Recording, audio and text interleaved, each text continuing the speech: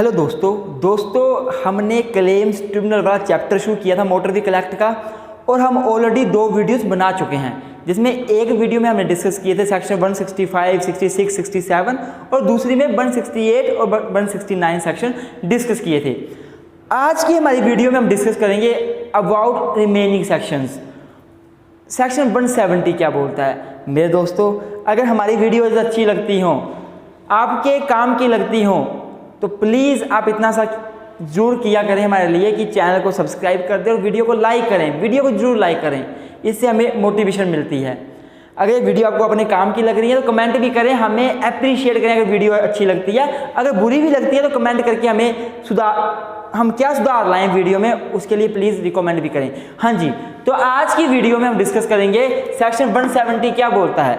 170 की जो हेडिंग है वो सिंपल सी बात करती है impleading insurer in certain cases. Impleading insurer in certain cases क्या बोलता है 170।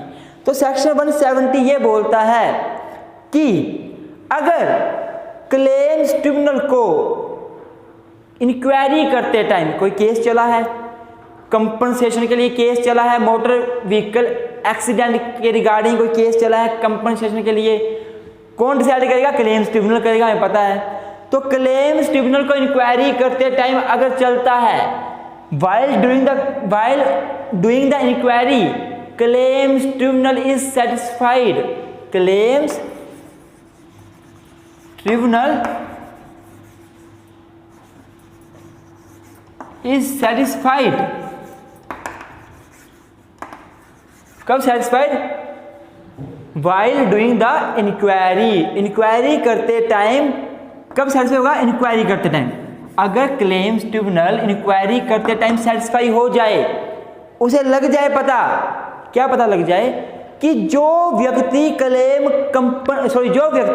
कंपनसेशन क्लेम कर रहा है और जिस व्यक्ति के अगेंस्ट कंपनसेशन क्लेम किया जा रहा है, उन दोनों की सांठगांठ है, मिलीभगत है, कल्यूजन है उन दोनों के बीच, मिलीभगत है, सांठगांठ है, वो मिलके काम कर रहे हैं।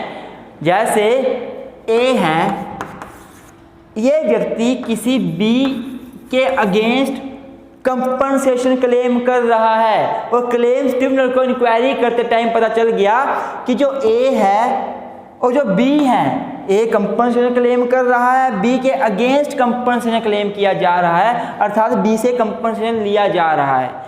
इन दोनों की मिलीभगत है, कल्यूजन है, सांठगांठ है, ये क्लेम्स ट्रिब्यूनल को सेटिस्फाई हो जाए। दूसरी बात, जिससे कंपनसेशन क्लेम किया जा रहा था, अर्थात बी, जो बी है वो फेल हो गया कंपनसेशन देने के लिए, क्लेम्स ट्रिब्यूनल क्या सेटिस्फाई हो गया कि पहली बात, there is collusion between A and B, मतलब बोलने का there is collusion between the person who claim the compensation and against whom the compensation is claimed. दोनों के बीच एक कल्यूजन है, मिलीभगत है, सांठगांठ है, और साथ ही साथ जिससे कंपनसेशन क्लेम किया जा रहा था वो फेल हो गया कंपनसेशन देने के लिए, ये क्लेम्स ट्रिब्यूनल को सेटिस्फाई हो जाए। आप बोलोगे सर कैसे होगा? देखो मैं बताता हूँ, एग्जाम्पल देता हूँ। मान लो ए और बी हैं, मान लो ए और बी हैं। अगर मैं ए और बी की बात करूं, एग्जाम्पल है, जो ए है ये बी से कंपनसेशन क्लेम कर रहा था। हुआ क्या? मान लो ए अपने घर पे काम कर रहा था, ए के घर का काम चला हुआ कंस्ट्रक्शन का, ए लेंटर अपने छत से नीचे गिर गया, ए अपने छत से नीचे गिर गया और ए की एक टांग टूट गई, ए को इंजरी आ गई, ठीक इंजरी आ गई ए को। मान लो ए के घर में काम चला था, ए इंजर्ड हो गया। कैसे हुआ इंजर्ड? अपने घर की छत से गिरने से ए इंजर्ड हो गया। ए और बी दोस्त हैं, बी ने अपनी गाड़ी की इंश्योरेंस करवा रखी है, थर्ड पार्टी इंश्योरेंस करवा रखी है। तो ए और बी ने क्या किया, आपस में सलाह बनाई, जिसमें बी ने ए को बोला कि तू मेरे अगेंस्ट कंपनसेशन का केस डाल, तू मेरे से कंपनसेशन क्लेम कर, तेरे को इंजरी हुई है छत से गिरने की वजह से, पर तू बोल कि मेरी गाड़ी से एक्सीडेंट हुआ, तेरे को इंजरी हुई, तो मेरे से कंपनसेशन क्लेम कर। तो ए ने कंपनसेशन क्लेम किया बी से। हालांकि ए को इंजरी तो हुई छत से गिरने के लिए, पर उसने क्या शो किया कि ये जो इंजरी है वो बी की गाड़ी से हुई है। बी और ए चाहते क्या थे कि जब ए बी से कंपनसेशन क्लेम करेगा, बी वो पैसा देगा नहीं, बी ने इंश्योरेंस करवा रखी है तो इंश्योरेंस कंपनी पैसा देगी बी के बिहाफ पे। तो बी और ए का पर्पस क्या है कि इंश्योरेंस कंपनी से पैसा ऐंठना, पैसा खाना, और इनके बीच कल्यूजन है, मिली भगत है। मतलब बोलने का कि ए तो नीचे गिरा छत से, बी उसका दोस्त है, वो बोलता है मेरे पे केस कर, बोल मैंने तेरा एक्सीडेंट कर दिया अपनी गाड़ी से, मैंने इंश्योरेंस करवा रखी है, तू मुझे कंपनसेशन देगा नहीं, सॉरी मैं तुझे कंपनसेशन दूंगा नहीं, मेरे पास पैसा ही नहीं है, इंश्योरेंस कंपनी देगी, जो भी पैसा मिलेगा हाफ हाफ बांट लेंगे। कल्यूजन हो गया ना। और बी जो है फेल हो गया कंपनसेशन देने के लिए, जब बी फेल हो जाएगा तो कंपनसेशन कौन देगा? जाहिर सी बात है इंश्योरेंस कंपनी देगी। तो इंश्योरेंस कंपनी से पैसा ऐंठने के लिए हो रहा काम ये। मतलब बोलने का अगर ए और बी के बीच कल्यूजन है, दोनों की मिली भगत है, किनकी मिली भगत है? जो कंपनसेशन क्लेम कर रहा है और जिससे क्लेम किया जा रहा है, उनकी मिली भगत है।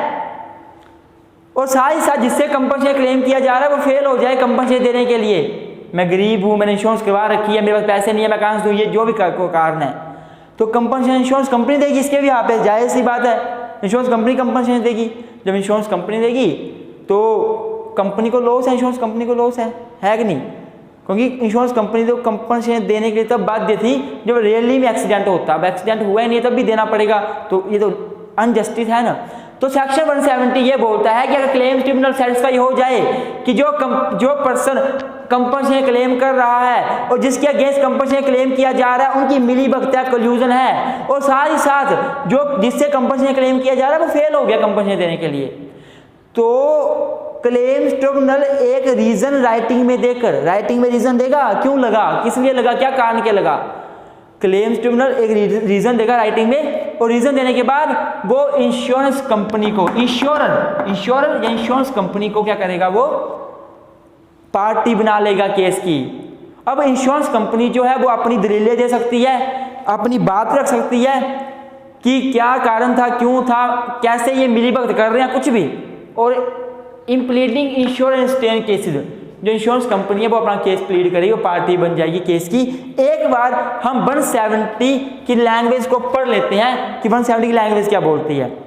ये बोलती है where in the course of any inquiry the claim tribunal is satisfied. Inquiry करते टाइम क्लेम ट्रिब्यूनल सेटिस्फाई हो गया, क्या सेटिस्फाई हो गया? There is collusion between the person making the claim.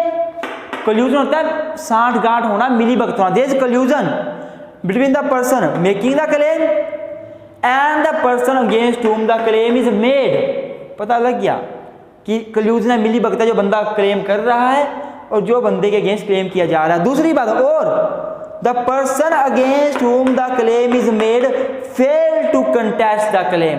ये पर्सन फेल हो गया क्लेम देने के लिए। द क्लेम ट्रिब्यूनल में for reason to be recorded in writing, writing में लिखेगा क्या, क्यों लगा, किस लिए लगा।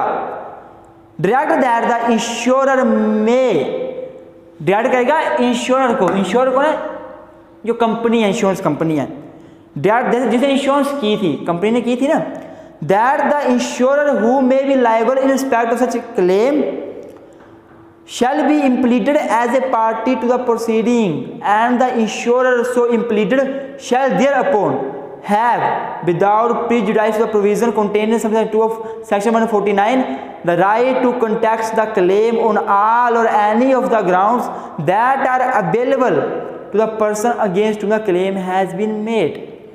बोलने का मतलब ये हुआ कि जब क्लेम ट्रिब्यूनल सेटिस्फाई हो जाएगा तो क्लेम ट्रिब्यूनल इसको बोलेगा, क्लेम इसने देना है कि तू भी पार्टी बन सकती है, और पार्टी बनकर तो अपनी सारी बातें रख सकती है, जो तेरे को सही लगता है बात बोल सकती है और केस लड़ सकती है कोर्ट में। The right to contest the claim on all और any of the grounds that are available to a person against whom the claim has been made. फिर इंश्योरेंस कंपनी को वो सारे के सारे राइट आ जाएंगे, सारे की सारी पावर आ जाएगी जो इस बंदे के पास थी, क्लेम जिससे मांगा गया, क्लेम इससे मांगा गया था, यह केस अपना केस लड़ रहा था। अब इनकी मिली भगत तो है ही, तो ये तो चुपचाप बोलेगा हाँ मेरी गलती थी, मेरी ये है, हाँ मेरे को देना पड़ेगा, ये तो कभी साथ देगा नहीं, ये तो कभी भी इसके अगेंस्ट नहीं बोलेगा, मिली भगत है ना। पर अब ये इंश्योरेंस कंपनी केस लड़ेगी, वो पार्टी बन जाएगी और वो उसके पास वो सारे सारे पावर, सारे राइट आ जाएंगे जो उसके पास थे। अब इंश्योरेंस कंपनी इसकी जगह पे आ जाएगी और जो जो ये बोल सकता था, जितनी पावर इसके पास थी अपने केस को डिफेंड करने की, वो सारी इसके पास भी आ जाएगी। तो मतलब शॉर्ट में ये हुआ कि सेक्शन 170 ये बोलता है कि अगर क्लेम्स ट्रिब्यूनल को लगता है, वो इंक्वायरी करते टाइम सेटिस्फाई हो जाता है कि क्लेम करने वाला व्यक्ति और जिसके अगेंस्ट क्लेम किया जा रहा है उन दोनों की मिली भगत है, और जिसके अगेंस्ट क्लेम किया जा रहा है वो फेल हो गया, वो क्लेम नहीं दे पा रहा, वो क्लेम नहीं दे पा रहा है, तो कोर्ट जो है राइटिंग में लिखेगा, अपना रीज़न लिखेगा, रिकॉर्ड करेगा और इसको बोलेगा अपना केस लड़ो, इसको पार्टी बनाएगा, इसको सारे राइट मिल जाएंगे, सारी पावर मिल जाएंगी जो इस व्यक्ति के पास थी अपना केस डिफेंड करने के लिए।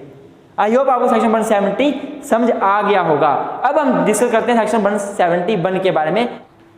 हाँ जी स्टूडेंट सेक्शन 171 क्या बात करता है? अब आगे 170 हमने कर लिया, आई होप आपको समझ आया होगा। अगर आया है प्लीज़ वीडियो को लाइक करें, आगे बढ़ने से पहले चैनल को सब्सक्राइब जरूर करें अगर सब्सक्राइब नहीं किया है।